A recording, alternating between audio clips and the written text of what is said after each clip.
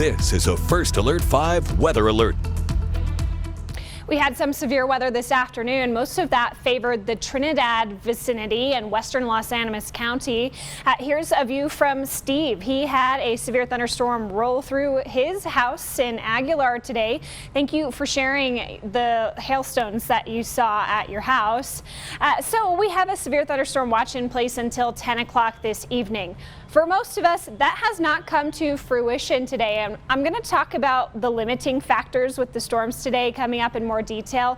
But let's talk about what is happening. We have the worst conditions in northeastern Colorado, where we have an active tornado watch tonight. And that's where we have the most severe storms currently.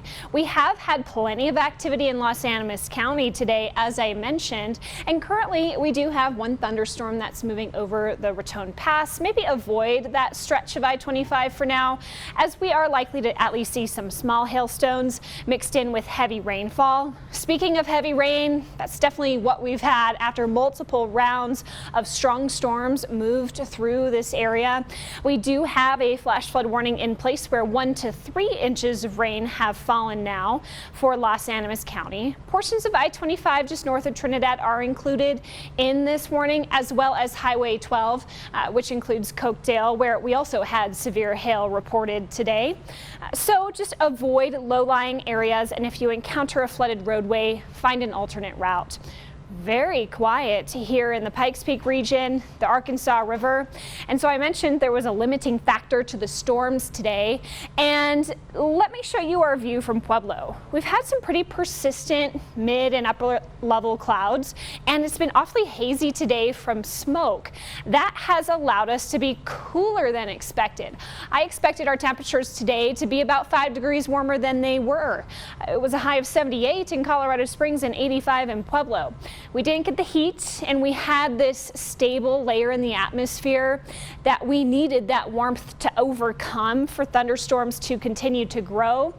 Doesn't seem to have happened, and that's okay. These things don't always happen, but we have plenty of moisture in the atmosphere to allow for storms in our region still. And I'm going to keep the thunderstorm chances in the forecast for the next couple of days. Where I'm still concerned about storm activity tonight would be closer to I-70, where we have overcome that stable layer of the atmosphere and where we could still see some strong storms, potentially as far south as Highway 24 and of course into the I-70 corridor.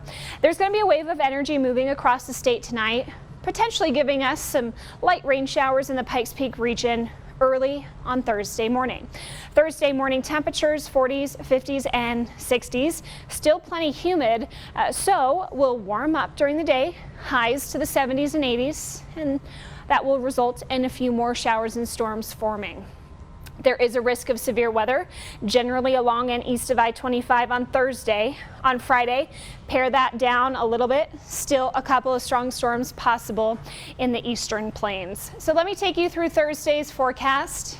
By the afternoon, a few widely scattered showers and storms. Maybe a couple of them will have enough strength to prompt a severe thunderstorm warning.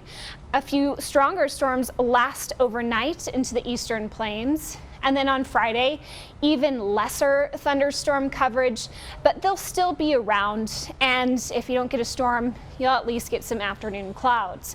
Then looking ahead to the weekend, we have sunshine coming back in full force. It'll be hot, and it'll also be gusty. Both days this weekend, wind gusts will be from 30 to 40 miles per hour. So that will be a bit of a nuisance, and it could increase fire danger for the spots that haven't had good soaking rain this week. In Pueblo, you're in the upper 80s still tomorrow. The 90s return by Friday, and then you're in the triple digits by Sunday. In Canyon City, you're also going to see a warming trend as we progress through the weekend, with mid-90s returning on Saturday. And finally, for Woodland Park, warm, windy, and lots of sunshine over the weekend.